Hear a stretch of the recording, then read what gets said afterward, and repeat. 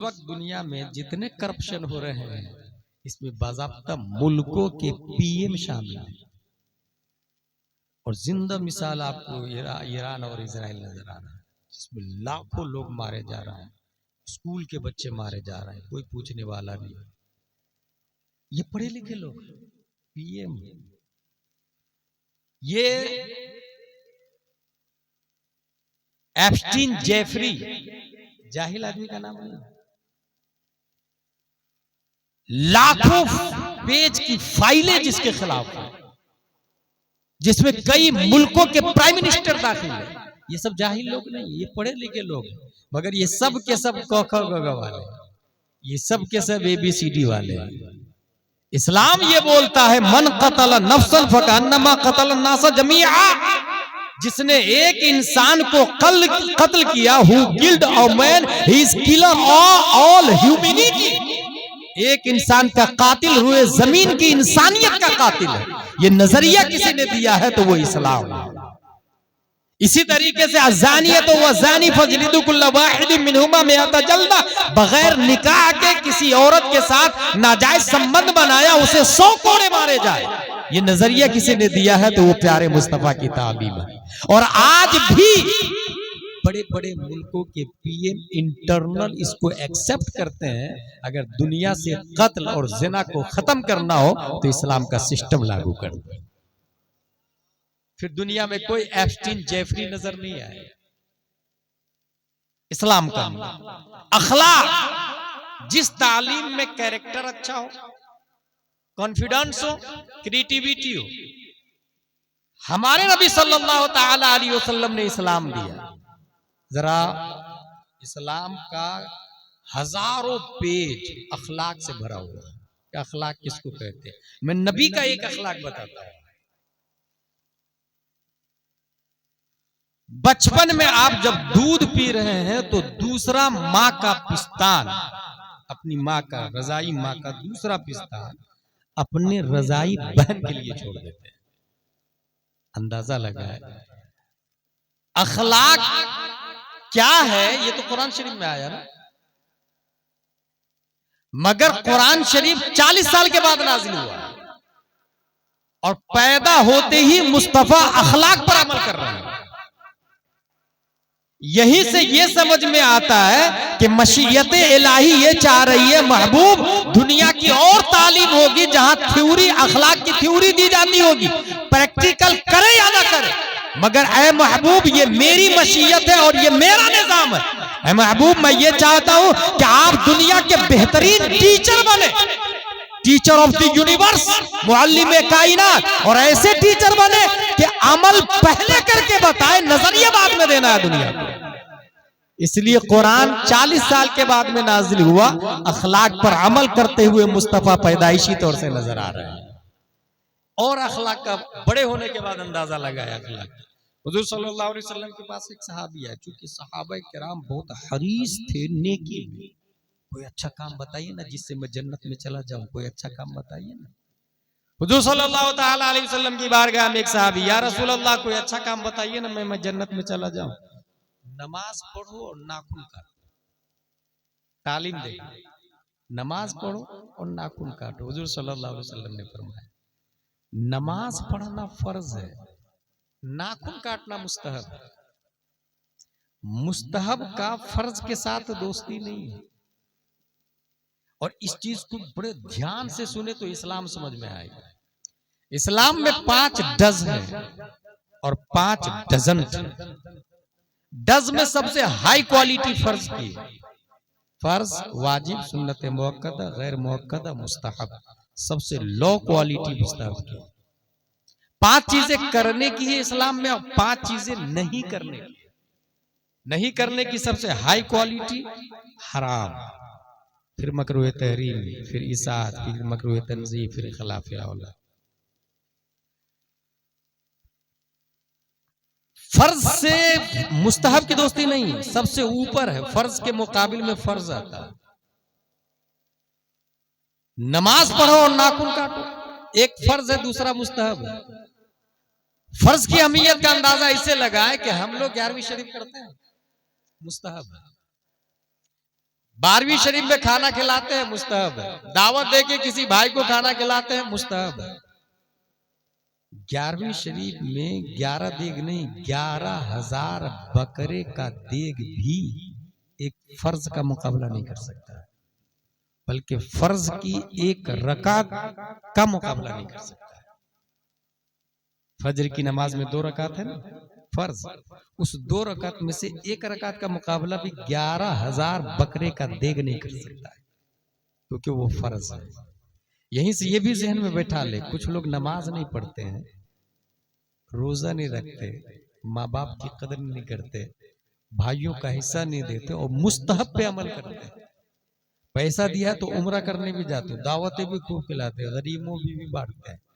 यहाँ ये जहन में रहे कि अगर वो उम्रा करने गया और फर्ज नहीं अदा किया तो हजारों उम्रा मिलके भी वो फर्ज का मुकाबला नहीं कर सकता। कोई ये कहना है खाने काबा की दीवार पर पहली नजर पड़ी जो दुआ करता है वो कबूल हो जाती है, तो अब कितने भी गुनाह होंगे माफ हो जाएंगे। कहा लिखा? किसने बोल दिया भाई? हमने तो ये पढ़ा नहीं, इस्लाम की किसी किताब में ये लिखा नहीं। अगर वो इंसान मकान बनाते समय 1 फीट पड़ोसी की जमीन दबा करके मकान बनाया है, फिर उम्रा नहीं हज भी करे जिंदगी भर, वो जमीन का कफारा नहीं हो सकता है। अगर किसी का 1,000 रुपया हराम का खाया है, सूद का खाया, जुआ का खाया, तो वो जिंदगी भर हज करे भी और करवाए भी गरीबों को, वो 1 स्क्वायर फीट का मुकाबला नहीं हो सकता, वो 1,000 का मुकाबला नहीं हो सकता, क्योंकि वो फर्ज है। फर्ज के मुकाबले में मुस्तहब आ ही नहीं सकता, हजारों मुस्तहब में। ये ऐसे ही है जैसे अगर टंकी में बिल्ली गिर के मर गई, पूरा पानी टंकी का निकाल दिया, क्या टंकी पाक हो जाएगी? नहीं, बिल्ली को निकालना पड़ेगा।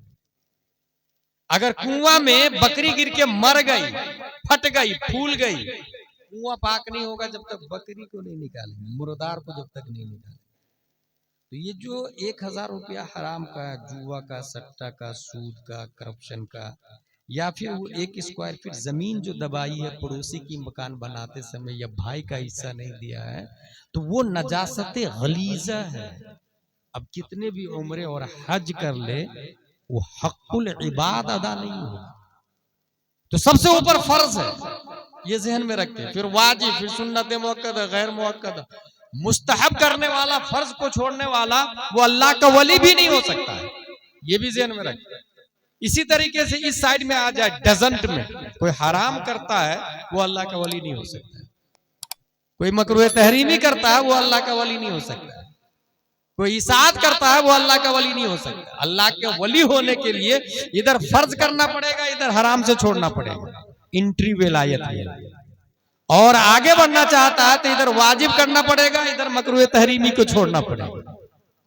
इस तरीके से उसके दर्जे बुलंद, जूं जूं इस पर अमल इसको छोड़ेगा, दर्जे बुलंद होते चले जाएंगे। और अगर यह लास्ट में आ गया, मुस्तहब को भी नहीं छोड़ता और मकरूह तंज़ीह खिलाफे औला से बचता है, फिर वो मगरिब में रहे और मशरिक में अगर कोई पुकारता है, वहीं से हाथ बढ़ा के उसकी मदद कर देता है, दुनिया उसे गौसे आजम के नाम से याद करती है। लेकिन दिल में अगर हराम हो, हराम की गिज़ा हो, हराम खाया है, फर्ज को छोड़ा है, वो कितने भी मुस्तहब पर अमल कर ले, मकरूह तंज़ीही से बच जाए, वो आगे बढ़ ही नहीं सकता, विलायत की दहलीज पर आ ही नहीं सकता। इसकी एक मिसाल देके मैं आगे बढ़ूंगा। मोस्टली दुनिया में जो लोग करप्शन कर रहे हैं ना, वो हराम कारी है और हराम खोरी है। हराम कारी कहते हैं हराम काम करने वाला, और हराम खोरी कहते हैं हराम गिज़ा खाने वाला। अगर हमको 1 करोड़ रुपया मिल जाए रास्ते में, हम क्या करेंगे? कोई देख तो नहीं रहा, अंदर डाल। That's point. अल्लाह देख रहा है, नबी देख रहे हैं, गौसे आजम देख रहे हैं, फरिश्ते लिख रहे हैं, आसानी के साथ दीवार पर लिखा रहता है alert, be alert, you are under CCTV. कोई डर के मारे चोरी भी नहीं करता, या नहीं, हम कैमरा में आ जाएंगे, और 24 घंटा किरामन काते हुए। कोई देख तो नहीं रहा वो 1000 रुपया घोटाला, करोड़ रुपया घोटाला कर दिया। मगर एक ऐसा भी आदमी है, उसको भूख बहुत ज्यादा लगी थी, तो उसने एक फल खा लिया, APPLE, खाने के बाद आया, याद आया, आई वाज रॉन्ग, हमने हराम का खा लिया। ये किसका पूछा ही नहीं, किसका है उसको तलाशते हैं, उससे उसको इस हराम को हलाल कर लेते हैं, माफी मांग लेते हैं उससे। तलाशते तलाशते मिल गए, भाई मैंने आपका फल खा लिया, मुझे माफ कर दीजिए। नहीं माफ करूंगा, मेरी अंधी लंगड़ी लूली बेटी है, उससे ब्याह करना पड़ेगा तब माफ करूंगा। क्योंकि सामने वाले ने समझ लिया ये जो एप्पल की माफी मांग रहा है ये कोई आम बंदा नहीं है, ये खास बंदा है, इसकी रगों में एक कतरा खून भी हराम का नहीं है, इसलिए मेरी बेटी के लिए इससे अच्छा और क्या हो सकता है। और शर्त कैसी, अंधी लंगड़ी लूली। उसने क्या सोचा कि दो ऑप्शन है मेरे पास, दुनिया और आखिरत। अगर इस अंधी को अपना लेता हूं तो आखिरत में हूर मिलेगी, और इस अंधी से बचता हूं तो आखिरत में जहन्नम में जाऊंगा, हूर नहीं मिलेगी, जहन्नम भी मिलेगी। यही समझना है। अगर इंसान इस दो पॉइंट को रख ले तो वो गुनाह ही नहीं करेगा। जो ही मरा आखिरत में जहन्नम में जाएगा, और अगर दुनिया में वो अंधी लंगड़ी लूली को एक्सेप्ट कर लेता है तो आखिरत में हूर मिलेगी। उसने कबूल कर लिया। बाद में वजाहत की गई हालांकि कि तुमने जिसको अंधी समझा वो अंधी इसलिए कि गैर महरम को देखा ही नहीं, लूली इसलिए कि उसके हाथ ने खिलाफ शरअ काम नहीं किया, लंगड़ी इसलिए कि उसका पांव गैर महरम की तरफ कभी बढ़े ही नहीं। इसका मतलब वो माँ भी नेक है और बाप तो इतना नेक है कि एक कतरा भी खून हराम का नहीं है। अब जो बच्चा पैदा हुआ 470 हिजरी में, दुनिया उसी बच्चे को शेख अब्दुल कादिर जिलानी के नाम से याद करती है। कितनी कॉमन बात है, छोटी सी बात है, मगर बैक में जाए एक भी हराम कतरा खून का नहीं है। तब गौसे आजम पैदा हुआ। माँ ने गैर महरम को नहीं देखा तब गौसे आजम पैदा हुआ। माँ ने झूठ नहीं बोला, घंटों बैठ के झूठ बोलना, बेपर्दगी, अल्लाह अकबर अला मानो लाफी। यहाँ माँ और बहनों के लिए एक और बात कहूंगा, और इसके जिम्मेदार आप लोग हैं। मार्केट में जो भी मुस्लिम खवातीन नजर आती है उसके जिम्मेदार हम हैं, क्योंकि या तो हमारी बेटी, या तो हमारी बहन, या तो हमारी बीवी, या तो हमारी माँ, इसलिए हम जिम्मेदार हैं। सिर्फ इतना ध्यान में रखे कि जो यहाँ पर कम कपड़े पहनती है, हश्र में हजारों लोगों के सामने वो नंगी हो। क्योंकि हदीस शरीफ में आया सबसे ज्यादा पर्दे का एहतमाम हश्र में जिस खातून के लिए किया गया है वो खातून जन्नत फातिमा ज़हरा रज़ियल्लाहु ताला अन्हा। और क्यों किया गया पर्दे का एहतमाम? इसलिए कि जब तक वो दुनिया में रही उनके आंचल को शम्सो कमर ने भी नहीं देखा। आला हज़रत फरमाते जिनका आंचल न देखा महो महर ने उस रिदाए नजाहत पे लाखों सलाम। इसलिए जब दुनिया में पर्दे का एहतमाम किया तो हश्र में अल्लाह ने उनके लिए पर्दे का एहतमाम कर दिया है, अल्लाह ने। अब हश्र में उन्हीं के साथ वो खवातीन जल्दी से कपड़ा पहन के जाएगी जो दुनिया में पर्दे का एहतमाम करती थी। ये एक लॉजिक है, इसको ध्यान में रखिए, और इसके जिम्मेदार हम हैं। हम अगर कंट्रोल कर ले तो इजीली कंट्रोल हो जाएगा। ये कंट्रोल बहुत जरूरी है, हमारी जिम्मेदारी है। अखलाक, मैंने क्या कहा, फर्ज सबसे ऊपर, नबी का अखलाक देखिए, मुस्तहब सबसे नीचा है। नबी सहाबी से फरमा रहे हैं कि नमाज पढ़ो और नाखून काटो। ये नाखून काटो नमाज के साथ क्यों? इसलिए कि उस सहाबी के पास बहुत सारी बकरियां थी, उसका दूध दूहते थे, नाखून उनके बड़े थे जिससे बकरी के थन को नाखून चुभता था, और बकरी को तकलीफ देना हराम है और हराम से बचना फर्ज है। ये फर्ज के मुकाबले में आ गया। अब यहाँ अखलाके मुस्तफा देखे, जो नबी जानवर को तकलीफ देना नहीं चाहते हैं वो इंसान को क्यों कर तकलीफ देंगे? इससे आला मेयार दुनिया के किसी लीडर का हो सकता है? इसलिए कॉन्फिडेंस, कैरेक्टर और क्रिएटिविटी इस्लाम से बढ़ के किसी तालीम के अंदर है ही नहीं। लिहाजा हमारा बच्चा अगर स्कूल जाता है तो ये देखना होगा कि वो कौन सी स्कूल जा रहा है, वो अलिफ बा तासा वाला में जा रहा है या सिर्फ ट्विंकल ट्विंकल वाले में जा रहा है। अगर अलिबा तासा वाली स्कूल ही नहीं है तो फिर हमारी जिम्मेदारी है ऐसी स्कूल खोले जिसमें ABCD हो, साथ में अलिबा तासा भी हो, साथ में अरबी के साथ उर्दू भी हो। क्योंकि बच्चा सिर्फ इंग्लिश मीडियम में पढ़ता है तो वो आगे जाके जावेद अख्तर तो बन सकता है, मुफ्ती अख्तर नहीं बन सकता है। अल्लाह के वजूद का इनकार करने वाला जावेद अख्तर मुस्लिम है, मुस्लिम है, जाहिर है, वो कहता है मैं मुस्लिम, मुस्लिम घर में पैदा हुआ, नाम मुस्लिम रखे हुआ है, हो गया एथिस्ट। क्यों एथिस्ट हुआ? उसने पढ़ाई किया ABCD, उसके माँ बाप ने कभी कंजुल ईमान पढ़ाया ही नहीं, फतावा रज़विया दिखाया ही नहीं, बहार शरीयत किस परिंदा का नाम है उसे पता ही नहीं, अनवार शरीयत किस चीज को कहते हैं उसने समझा ही नहीं। अगर वो समझ जाता कंजुल ईमान, फतावा रज़विया, अनवार शरीयत को, तो यकीन करता ला इलाहा इल्लल्लाह, सिवाय अल्लाह के कोई माबूद नहीं है, लिहाजा अल्लाह है और अल्लाह है। ये ला इलाहा इल्लल्लाह को जितने यकीन के साथ पढ़ेगा उतने ही अल्लाह का एहसास होता नजर आएगा, अल्लाह का एहसास होने लगेगा। अल्लाह है तो दिल में तो आता है, समझ में नहीं आता, मैं समझ गया कि तेरी पहचान यही। लिहाजा तालीम, बच्चों का मुस्तकबिल, मेरा एक चैप्टर है, बच्चों का मुस्तकबिल इंग्लिश मीडियम के साथ साथ उर्दू मीडियम भी होना चाहिए। अगर इंग्लिश स्कूल है जिसमें सिर्फ इंग्लिश है, जिससे मोस्टली क्रिश्चियनों की स्कूल है, आपको हैरत होगी कि आज अच्छी खासी तादाद में लोग क्रिश्चियन हो रहे हैं और कम से कम जो बच्चे हो रहे हैं वो क्रिश्चियन नहीं भी हो रहे हैं तो क्रिश्चियन को गलत नहीं कह रहे। जानते हैं क्या?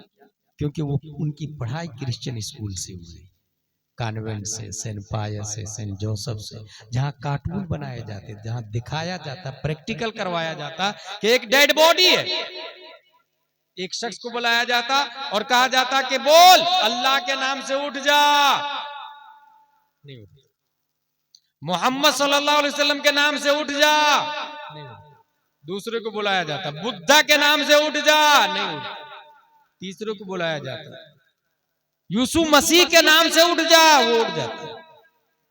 बच्चों के दिमाग में बैठाया जाता है वो ईसा अलैहिस्सलाम, और फिर बताया जाता है कि वो हजरत मरियम के बेटे हैं और हजरत मरियम अल्लाह की बीवी है, माज़अल्लाह रब्बिल आलमीन।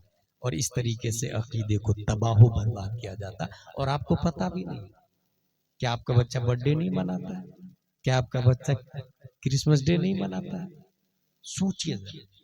तो इसलिए बच्चों के मुस्तकबिल के बारे में अगर सोचना हो तो जिसको अल्लाह ने दौलत दी है वो अपनी स्कूल बनाए, अपनी स्कूल, बिजनेस करे पैसे की नीयत से, अच्छी स्कूल बनाए, महंगी स्कूल बनाए, महंगे टीचर रखे, अपना सिलेबस रहेगा, अपने सिलेबस में जहां CBSE पैटर्न हो वहां साथ में एक सब्जेक्ट दीनियात का भी रहेगा।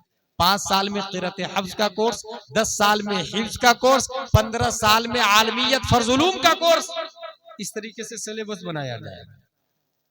अब क्या होगा? अब ये होगा कि हमारा बच्चा इंग्लिश मीडियम जब पढ़ेगा तो पढ़ते पढ़ते जब वो डॉक्टर बनेगा तो जाकिर नायक नहीं बनेगा, डॉक्टर अमीन मियां बनेगा, डॉक्टर सज्जाद आलम मिसबाही बनेगा, डॉक्टर अशरफ मियां बनेगा। वो दीनी डॉक्टर भी साथ में रहेगा, अकीदा मुतज़लज़ल नहीं होगा। इसलिए स्कूल अपनी होनी चाहिए। उसी स्कूल से बच्चों का सिलेबस अलग, बच्चियों की स्कूल अलग होगा। जो बच्चियों की स्कूल होगी उसमें हम यूनिफॉर्म स्कर्ट नहीं रखेंगे, फिट पाजामा नहीं रखेंगे, बच्चियों के लिए यूनिफॉर्म में हम नकाब रखेंगे, नकाब। अब जब हमारी बच्चियां 5 साल की है और नकाब पहनेगी तो जब वो 55 साल की होगी तब भी वो बेनकाब नहीं होगी, क्योंकि फितरत में बैठ जाएगी नकाब से दोस्ती, मोहब्बत, उल्फत। ये कब होगा? जब हमारी स्कूल होगी। अगर अल्लाह ने दौलत दी है तो फर्ज है कि अपनी स्कूल काम करे और बच्चों के मुस्तकबिल को संभाले। हुजूर सल्लल्लाहु अलैहि वसल्लम फरमाते हैं अद्दिबू औलादकुम अला सलाति खिसाल, बच्चों को 3 सिफत बताएं, 3 बातें खास तौर से बताएं। नंबर 1, हुब्बे नबिय्यकुम, अपने नबी से मोहब्बत करना सिखाएं। अपने नबी से मोहब्बत करो, क्योंकि मैंने कहा ना, बचपन में जब उसे बताएंगे हुजूर सल्लल्लाहु ताला अलैहि वसल्लम की मोहब्बत जुज़्वे ईमान है, तो बड़ा होके कभी वो गुमराह नहीं होगा, कभी वो गुस्ताख नहीं होगा, कभी वो वहाबी नहीं होगा, कभी वो देवबंदी सुले कुल्ले हदी सुले कुल्ली और राफजी नहीं होगा। बचपन ही से हुब्बे नबी को अपने नबी की मोहब्बत बताए। और अपने नबी की मोहब्बत कितनी होनी चाहिए, इसकी एक मिसाल देता हूं। सबसे अफजल इबादत अगर कोई है तो हम सब जानते हैं वो क्या है, नमाज शरीफ। सबसे अफजल इबादत नियत की नवैतु अन उसल्ली लिल्लाहि तआला रकअती सलातिल फज्र फरदुल्लाहि तआला इक्तदीतु बिहादल इमाम मुतवज्जिहन इला जिहतिल काबतिश शरीफ अल्लाहु अकबर। जो ही अल्लाहु अकबर कहा आपने, इसको कहते हैं तकबीर तहरीमा। क्यों? इसलिए कि ये तकबीर हराम कर देती है खाने पीने को, उठने को, बैठने को, चलने को, घूमने फिरने को, गैर अफ़आल नमाज को हराम कर देती है ये तकबीर। इसलिए इसको तकबीर तहरीमा कहा जाता है। और ये हराम जो कर दिया तकबीर ने, हलाल कब होता है? अस्सलामु अलैकुम व रहमतुल्लाह, जो ही कहा अस्सलाम, यह है तकबीर तहलीला। तहरीमा की जिद तहलीला। अस्सलाम ये भी अल्लाह का नाम है। जो ही कहा अस्सलाम, वो सब हराम हलाल हो जाता है। ये हो गया तकबीर तहरीमा, तकबीर तहलीला। जो ही तकबीर तहरीमा कहा तो माँ बोलाए जाना हराम, बाप बोलाए जाना हराम, पीर साहब बोलाए जाना हराम, चाहे कैसा ही पीर। कुछ लोग ऐसे होते हैं कि पीर साहब को इस कदर अहमियत देते हैं कि अल अमान वल हफीज, वो ये भी नहीं देखते हैं कि पीर साहब हलाल का हुक्म दे रहे हैं या हराम का हुक्म दे रहे हैं। इस जमाने में मैं ये देख रहा हूं कि जब तक वो मुरीद नहीं था, दूसरे मुसलमान भाई का दर्द अपना दर्द था, लेकिन जब से मुरीद हुआ तो पीर भाई का दर्द अपना दर्द लगता है, बाकी दूसरे मरे कटे फर्क नहीं पड़ता। इसका मतलब ये हुआ कि मुरीद होकर के इस्लाम का दायरा तंग हो गया, न कि बढ़ गया। पहले पूरी दुनिया के बारे में सोचता था, मुसलमानों के और इस्लाम के बारे में सोचता था, और अब सिर्फ अपने पीर साहब और पीर भाई के बारे में सोचता है। दूसरे पीर साहब आए, I don't mind, I don't care, wrong. रुए जमीन पर एक अदना आदमी अगर समंदर के किनारे बैठकर भी किसी को अलिफ बा तासा पढ़ा रहा है, तो पूरी दुनिया के मुसलमानों पर एहसान अजीम कर रहा है। उसका शुक्रिया अदा करना वाजिब। मल्लम यशकुरिन्नास लम यशकुरिल्लाह, जिसने बंदे का शुक्रिया अदा नहीं किया, उसने अल्लाह का शुक्रिया नहीं अदा किया। एक मस्जिद का इमाम अगर नमाज पढ़ा रहा है, एक मस्जिद का मुअज्जिन अगर अजान दे रहा है, तो पूरे मोहल्ले वाले को अजाब से बचा रहा है, उसका शुक्रिया अदा करना वाजिब। और मुरीद ये इसमें फाइल है, इसका मतलब है अल्लाह का इरादा करने वाला। मुरीद का मतलब क्या हुआ? अल्लाह का इरादा करने वाला। अगर उसने पीर का इरादा किया तो यही नाकिस है, अल्लाह का इरादा करने वाला। और जो पीर मुरीद को खुद तक पहुंचाए वो नाकिस है, और खुद के जरिए रब तक पहुंचा दे वो कामिल है। खुद के जरिए रब तक पहुंचा दे वो कामिल है, और रब तक उसी वक्त पहुंचेगा जब तक वो इस्लाम को मुकम्मल तरीके से समझ नहीं जाता है। इसलिए मेरे भाई, जो अच्छा मुरीद होते क्यों? अगर मोस्टली मैं ये देख रहा हूं, इसलिए कह रहा हूं, ताबीज के दम कर दीजिए ना, बोतल लेके पीर साहब आएंगे, बोतल लेके चले जाएंगे। अगर पीर साहब आए और 100 मुरीद गए हैं उनकी बारगाह में मिलने के लिए, अच्छी बात है, पीर साहब से मिलना चाहिए, मगर 100 में से 90 आदमी ताबीज के लिए जाता है, 10 आदमी दीन सीखने के लिए जाता है। क्या यह हकीकत नहीं है? जबकि मुरीद का वजूद ही हुआ दीन सीखने के लिए। हुजूर ताजुल शरिया अलैहि रहमत व रिज़वान फरमाते, अकीदे की हिफाजत के लिए मुरीद होना सुन्नत है। अकीदे की हिफाजत के लिए सुन्नत मुस्तहब्बा है मुरीद होना। जब अकीदा ही खतरा में हो, और ये जो ताबीज के लिए जो नजर आता है, ताबीज किस चीज के लिए मांगते हैं लोग? एक भी इंसान ऐसा बता दे आपके बंगाल में जो अकीदे की हिफाजत के लिए ताबीज लेने गया। रिस्क के लिए जाता है ताबीज लेने के लिए, दुकान के लिए, मकान के लिए, कारोबार के लिए। अच्छा, कमनसीबी ये है कि वो दौलत को अकीदे पर तरजीह देता है, बेईमाना कि वो समझता जिसके पास जितनी ज्यादा दौलत है उतना ही बड़ा आदमी है। That's wrong. आपके मोहल्ले में एक आदमी है जिसके पास 1000 रुपया बैंक में, दूसरा आदमी है जिसके पास 1 करोड़ रुपया बैंक में। दोनों में से बड़ा आदमी कौन है? कॉमन सेंस बोलेगा 1 करोड़ रुपया। इस्लाम बोलता रॉन्ग रॉन्ग रॉन्ग। एक परिंदा है जिसकी चोंच में 1 गेहूं का दाना है, दूसरा परिंदा है जिसकी गर्दन में 1 किलो गेहूं की थैली लटक रही है। दोनों में से कामिल परिंदा कौन सा है? 1 दाना वाला। बीवी बच्चों से कौन सा परिंदा मिलेगा? 1 दाना वाला।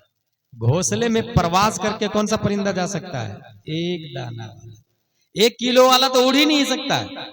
इंसान भी लाहूत का परिंदा है। कलंदर लाहौरी ने कहा, ऐ तायरे लाहूती, उस रिस्क से मौत अच्छी जिस रिस्क से आती हो परवाज में कोताही।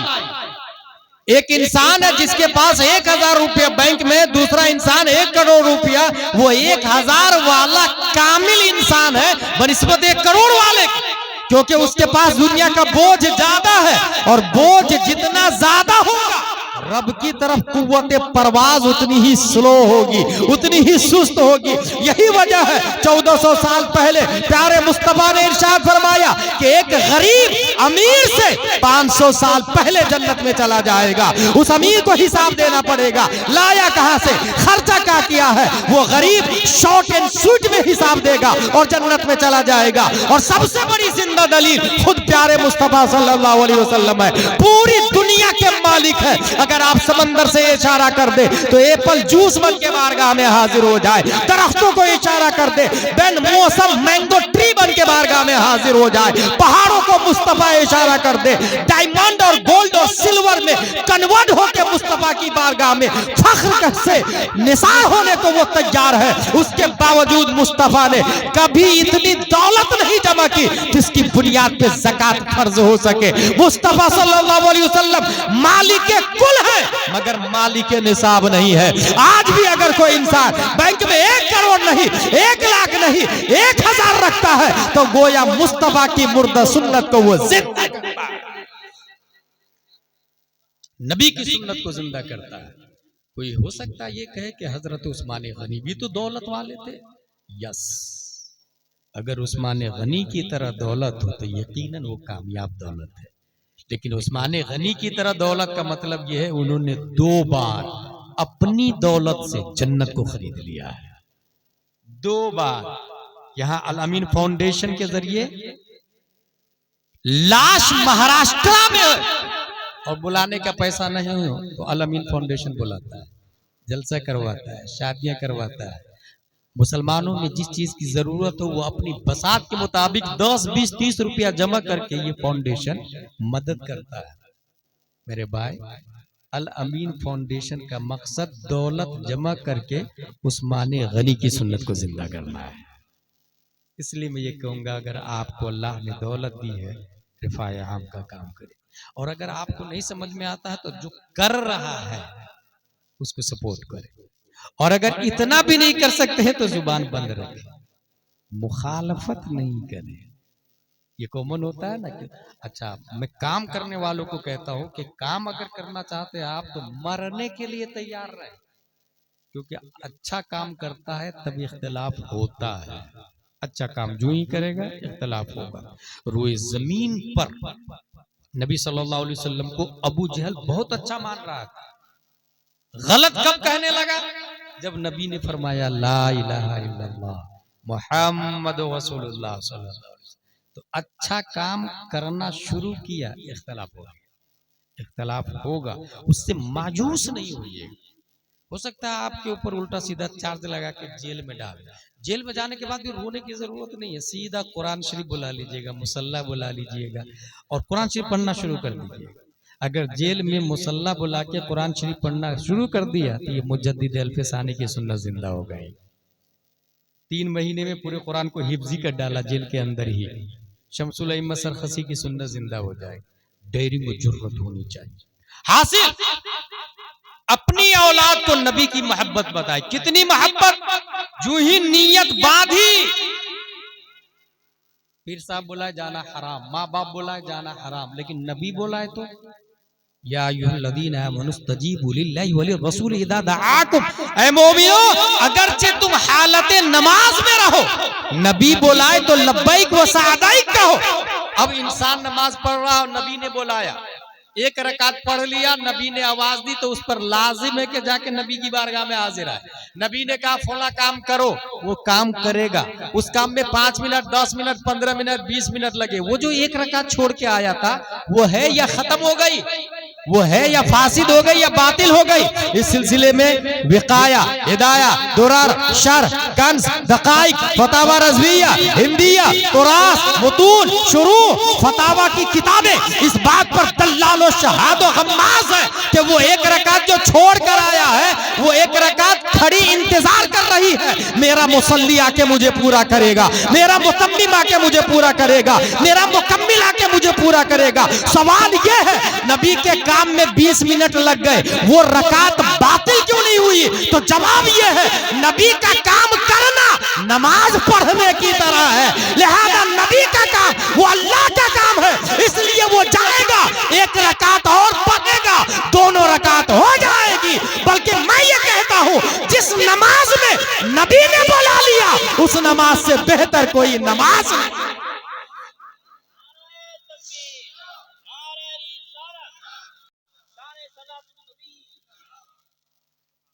और ये मरदूद लिखते हैं कि नबी का ख्याल नमाज में आ जाए तो नमाज बातिल हो जाएगी, और हकीकत यह है कि जिस नमाज में नबी का ख्याल आ जाए, जिस नमाज में नबी बुला ले, उस नमाज से बेहतर कौन सी नमाज हो सकती है?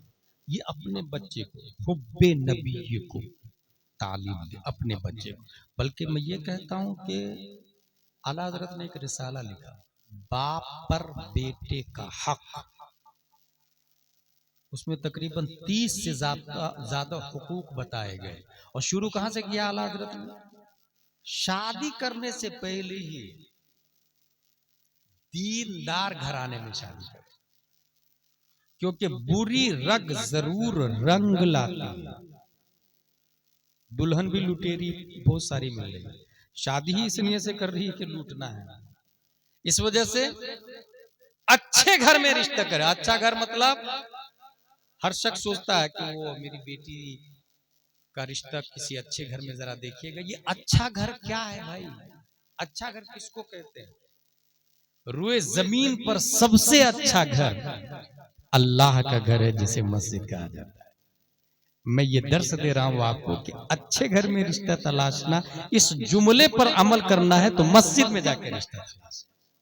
मस्जिद की पहली सब में देखे कौन आ रहा है, 5 बार तकबीर उला के साथ। और एक आदमी था, ऐसा नहीं कि मैं हवाई फायरिंग कर रहा हूं, मैं सिर्फ किताब की बातें बोल रहा हूं, अमल में नहीं है। अमल करने वाले लोग हैं दुनिया में। एक आदमी चला गया मस्जिद में और रोजाना चिक करता था, भाई तू मेरी बेटी से शादी करेगा? हजरत मेरे पास कुछ भी नहीं है।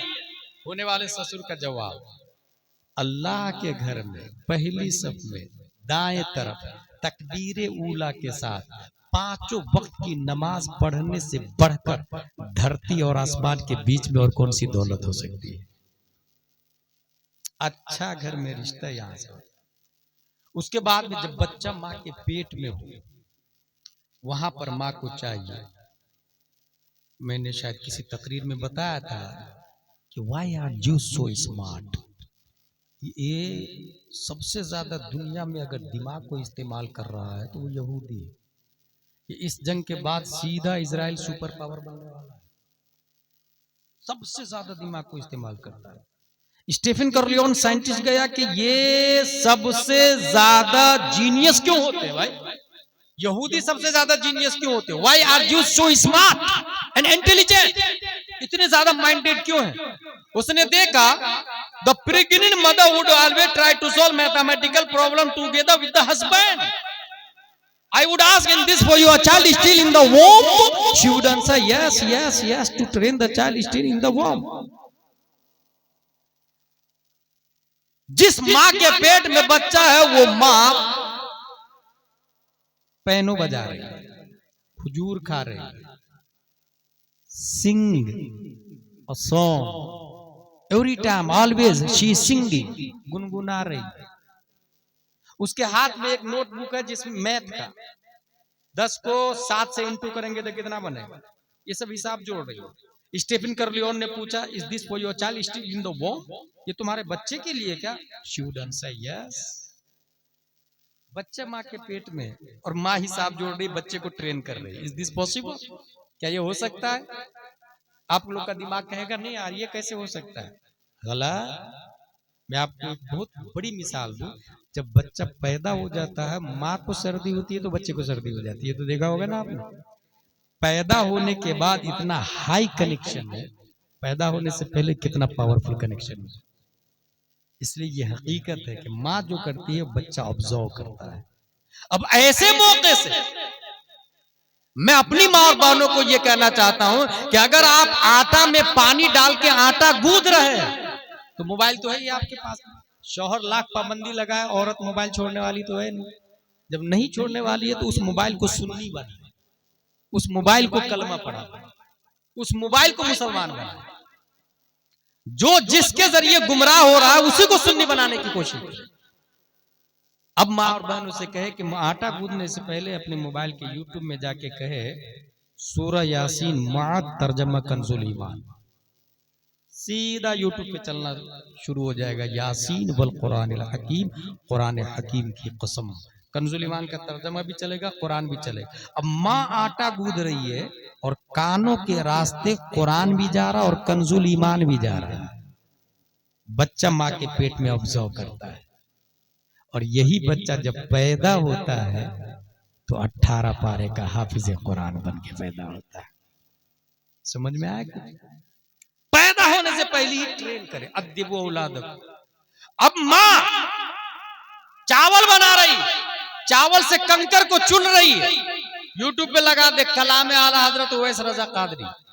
अब कलाम चलेगा इधर, वो आटा चुन रही है, आटा चावल से पत्थर को चुन रही है और कलाम चल रहा है। लम याते नजीरो कफी नजरी मितले तू नशुद पैदा जाना, जगराज के ताज तोरे सरसो है तुझको शहे दूसरा जाना। अलबहरो आला वल मौजो तगा मन बेकस्तूफा हो शुरुबा, मझधार में हूँ बिगड़ी है हवा मोरी नैया पार लगा जाना। अब जो बच्चा पैदा होगा आशिक मुस्तफा बन के पैदा होगा। पैदा होने के बाद उसके सामने ये भी नोट कर ले, अगर बच्चा माँ के पेट में और बाप ने आके अपनी बीवी को गाली दी, बाप ने माँ को गाली दी, वही गाली बच्चा सबसे पहले बड़ा होने के बाद देता है। इसको नोट कर ले। जिस अंदाज से वो चिल्लाता है बाप माँ पर या घर पर, उसी अंदाज से बच्चा भी चिल्लाता है। जब चलना सेम हो सकता है तो बोलना सेम क्यों नहीं हो सकता भाई? जब पीछे से देख के आप कह सकते हैं कि ये फला का बेटा है, तो आवाज और अंदाज क्यों नहीं मैच खाता है? इसलिए मेरे भाई, बच्चा जब माँ के पेट में हो तो डांटना भी नहीं चाहिए, स्मोकिंग नहीं करना चाहिए, डीएनए इफेक्टेड हो जाता है।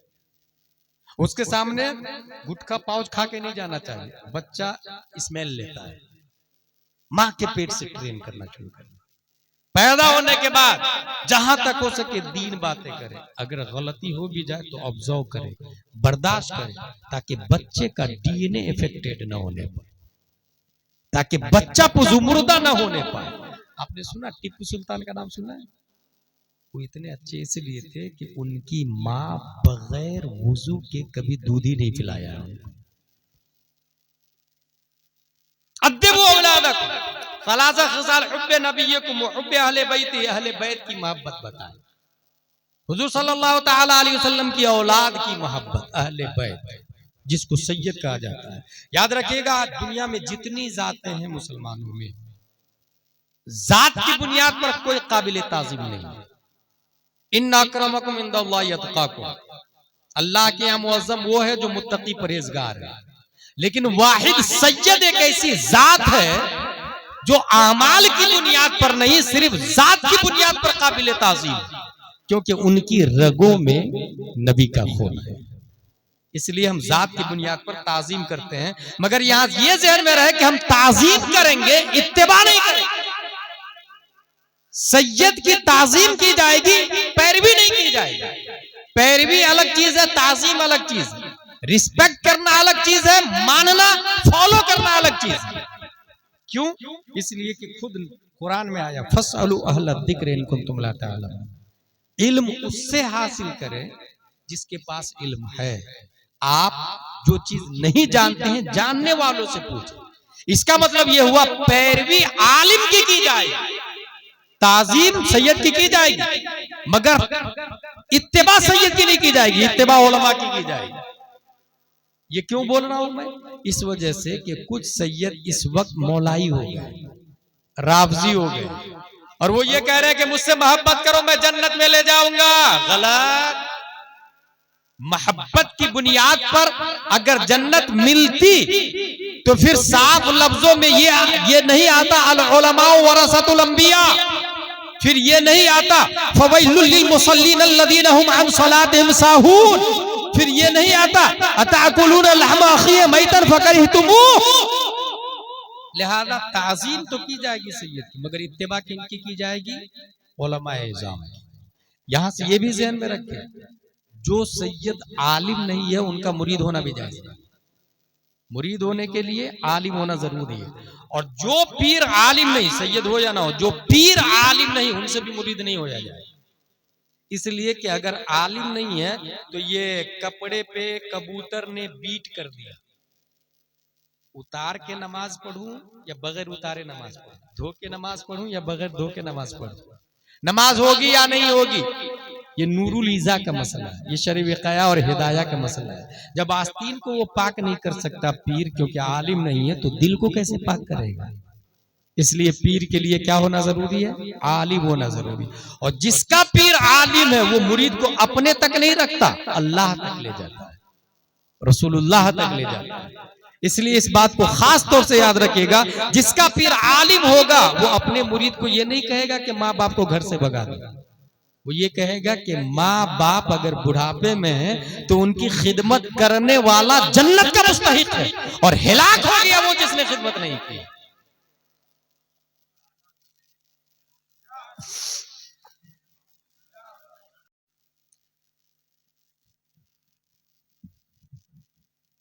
अल्लाह का लाख लाख शुक्र एहसान है कि हमारे दरमियान खूने मुस्तफ़ा सल्लल्लाहु अलैहि वसल्लम भी मौजूद है।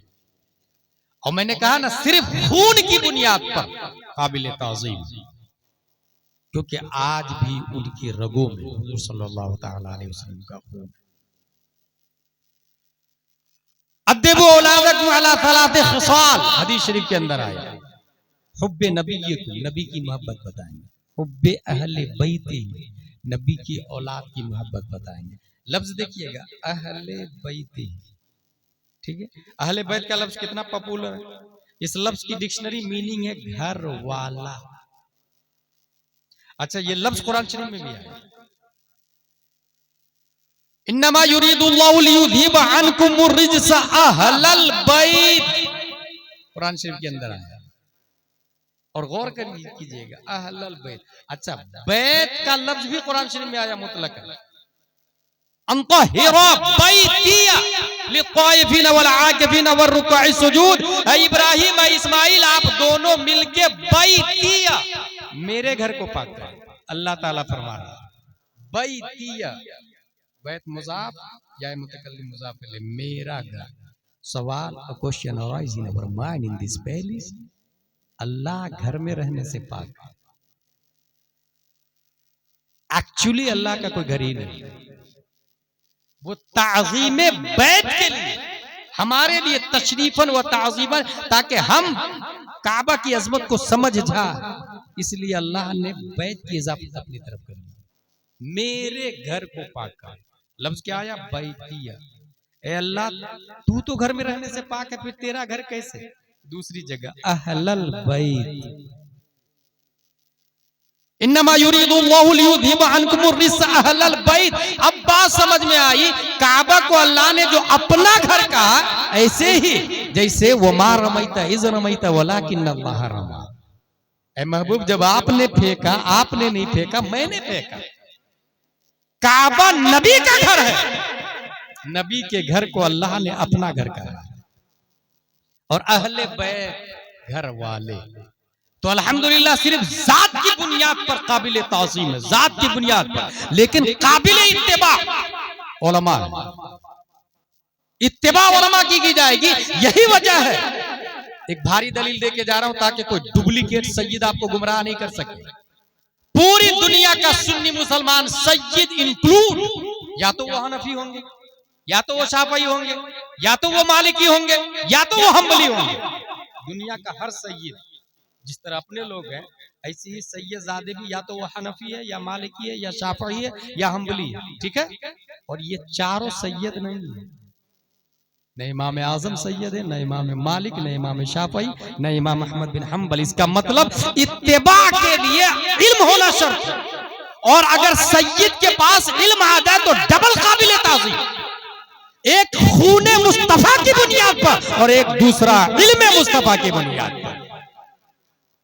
इसलिए मैं कहता हूं उन सैयदों से जुड़े रहिएगा, उन उलमा से जुड़े रहिएगा जो मसलके आला हज़रत से जुड़े हुए हैं, ताकि सुन्नियत की हिफाजत हो सके।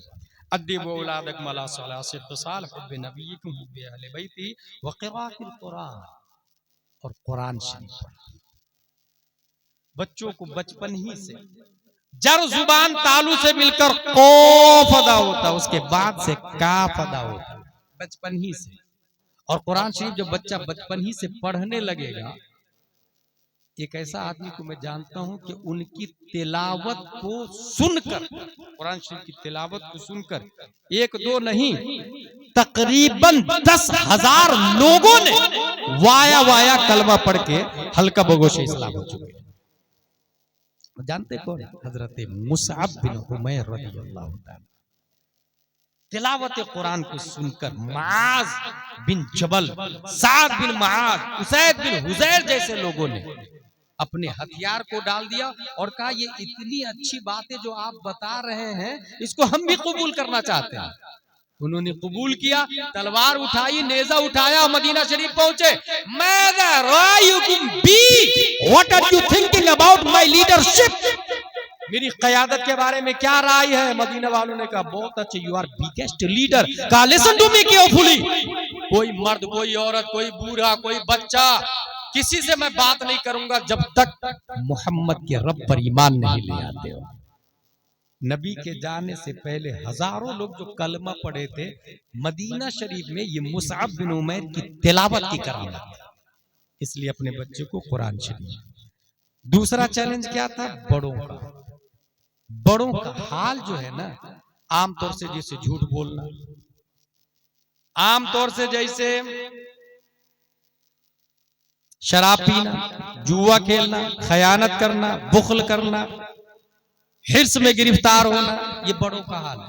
इसकी इस्लाह के लिए बच्चों के लिए मैंने बताया अपनी स्कूल होनी चाहिए, अपनी स्कूल नहीं हो तो साइड से तालीम हो, उर्दू अरबी।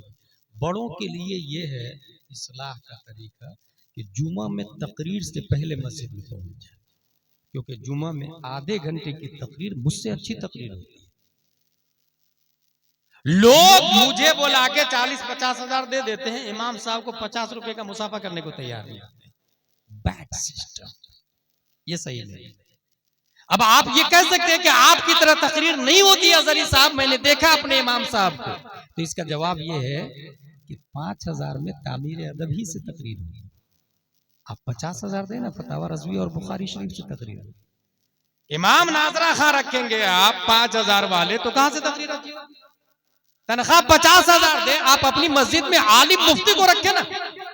मस्जिद बनाने के लिए कितनी जल्दी चंदा हो जाता है और करोड़ों की मस्जिद बन जाती है ना।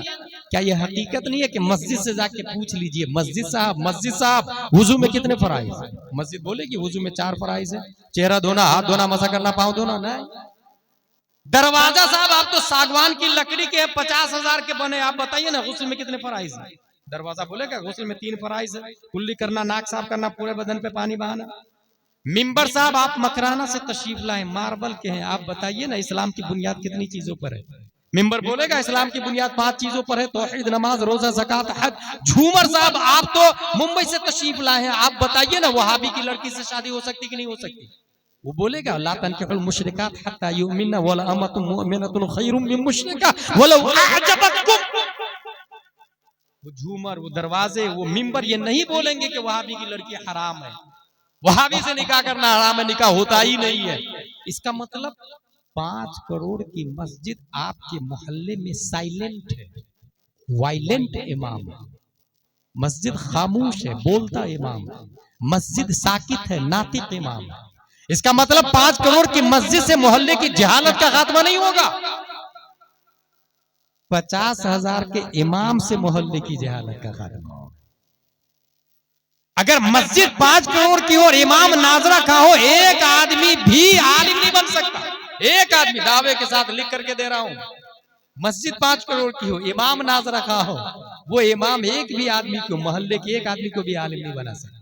और अगर मस्जिद खजूर की शाख तना पत्तियों से बनी हुई हो और इमाम इमामुल अंबिया हो, तो मुक्तदी अबू बकर, उमर, उस्मान और अली पैदा होते हैं। बहुत सारे लोगों पे भूत सवार है, मेरी तरफ से सरिया, मेरी तरफ से सीमेंट, पूरा मार्बल मेरी तरफ से, मिंबर मेहराब का खर्चा मेरी तरफ से। कहां लिखा भाई इसमें सवाब का काम? कहां लिखा? किसने बोला सवाब का काम है मस्जिद बनाना? जहां लिखा है मस्जिद बनाना सवाब का काम है, वहीं ये लिखा है कुल हल यस्तविल लदीना यअलमूना वल लदीना ला यअलमून, वहीं ये लिखा है वल्लदीना उतुल इल्म दरजात, वहीं ये लिखा है फसलू अहल ज़िक्र इन कुंतुम ला तअलमून, वहीं ये लिखा है अल उलमा वरसतुल अंबिया, वहीं ये लिखा है तलबुल इल्म फरीज़ा अला कुल्ली मुस्लिम, वहीं ये लिखा है उतलुबुल इल्म मिनल महद इलल लहद। ये बुनियाद है, इसको समझना होगा। इसलिए मैं तवज्जो दिलवाता हूँ आप लोगों की इस बात की तरफ कि मस्जिद के बाजू में फैमिली क्वार्टर होना, इमाम की तनख्वाह 40-50 हजार, बड़े मुफ्ती साहब लाए, 2 इमाम साहब लाए, और मस्जिद के बाजू में फैमिली क्वार्टर 1-2 नहीं, एक बेडरूम, हॉल अलग, किचन अलग। और इसकी जिंदा दलील मस्जिद नबवी के सहन में नबी के कमरे बने हुए थे, 1-2 नहीं, 9 कमरे नबी के बने हुए थे, इमामुल अंबिया के कमरे। इसी से समझ में आता है इनकलाब लाना है तो उलमा पे तवज्जो दो। उलमा रहेंगे मस्जिद रहेगी, उलमा नहीं रहेंगे मस्जिद रह के भी सजदा नहीं होगा। यकीन न हो तो इस पैन को जाके देख लीजिएगा। हासिल ये बड़ों के लिए खास पॉइंट है, जुम्मा में तकरीर से पहले पहुंचे, तकरीर सुने, उस पर अमल करें। हर जुम्मा मेहनत के साथ इमाम तकरीर करते हैं, एजुकेटेड की सोच। एक तीसरा बहुत बड़ा चैलेंज हमारे सामने है कि पढ़ा लिखा तबका सीधा बोल रहा है कि ये बात लॉजिकल है कि नहीं, दिमाग में आ रही है तो ठीक, नहीं तो रिजेक्ट कर। हजारों इस्लाम की बातों को रिजेक्ट करते हैं पढ़े लिखे, ये बीएड डीएड जावेद अख्तर जैसे लोग, हजारों बात लॉजिकली होना चाहिए। ये एजुकेटेड की सोच है। ऐसा नहीं कि मुस्लिम में कोई डॉक्टर इंजीनियर नहीं है, मुस्लिम में भी अच्छे पढ़े लिखे लोग हैं, मगर जो बीएड डीएड और डॉक्टर है, इंग्लिश नोइंग है, they cannot understand what say Allah in Surah Fatiha, what say Allah in Surah Ra'd, what say Allah in Surah Ma'idah, what say Allah in Surah Talaq, what say Allah in Surah Tahrim। और जो लोग बड़े बड़े मुफ्ती है, ऐसे ऐसे मुफ्ती है जो हजारों जज को बैठा दे, उसके हर सवाल का जवाब देते नजर आएंगे, ऐसे मुफ्ती भी है इस्लाम में। But they cannot understand English language, they cannot operate computer, they cannot understand what say Newton, Einstein, Kepler, Zarqali, Aristotle। इसलिए मैं कह रहा हूँ कि अपने बच्चों को दीनी व दुनियावी दोनों तालीम दे। और पढ़े लिखे लोगों के लिए इमाम साहब पर लाजिम है कि वीकली एक ऐसा कोचिंग सेंटर हो जहां स्टूडेंट को आम छूट दे दी जाए, जो सवाल चाहो करो। कॉलेज का बच्चा याद रखिएगा, आपको मार के बताइएगा नहीं इस्लाम को कबूल कर, तो वो नहीं मानेगा। उसको लॉजिकली बोले कि चलो बता तुम्हारी अक्ल क्या कहती है, जो अक्ल सलीम कहेगी वही इस्लाम कहता नजर आएगा। ये वहां तक रसाई होनी चाहिए। अगर ये मिजाज आपने बनाया तो ये 3 चैलेंजेस फॉर मुस्लिम्स जो हमारे दरमियान है, इंशाअल्लाह नज़ीम हम इसको कवर कर सकते हैं। तमाम चीजों से पहले जो एक बुखारी शरीफ की हदीस है जिसको मैं कोड करके लाया, वो ये है, हुजूर सल्लल्लाहु तआला अलैहि वसल्लम ने फरमाया, इन्नल्लाह ला यंज़िउल इल्म बअदा अन अताकुमुहु इंतिज़ाअ, वलाकिन यनज़िउ मिन्हु मा क़ब्ज़िल उलमा बिइल्मिहिम फयब्क़ा नासुन जुहानुन युस्तफ्तौना फयुफ्तूना बिरायहिम फयुदिल्लून व यदिल्लून। ये बुखारी शरीफ की हदीस है कि क़यामत से पहले उलमा उठा लिए जाएंगे।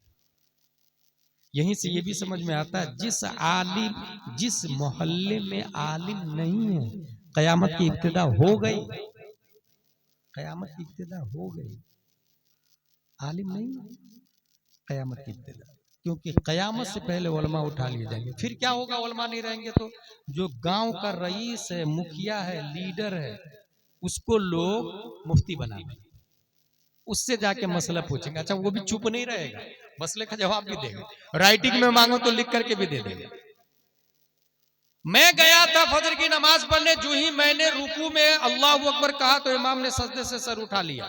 मुखिया साहब, मेरी नमाज हुई कि नहीं हुई? मुखिया बोलेंगे, तुम जब गए थे रुकू में तो इमाम रुकू में था? बोले हाँ इमाम रुकू में था। मेरे ख्याल से तुम्हारी नमाज हो गई।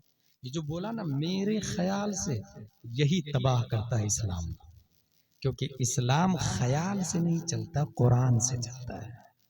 नमाज ख्याल से नहीं होती, कुरान से होती है। इसलिए जिसने बोला मेरे ख्याल से गया, इस्लाम का तो कुछ नहीं होगा, उसका चला गया। इसलिए ये कयामत की निशानी है। अब अगर आपसे कोई मसला पूछे, सीधा बोल दो मुफ्ती साहब के बारे में, इमाम साहब के बारे में जाओ।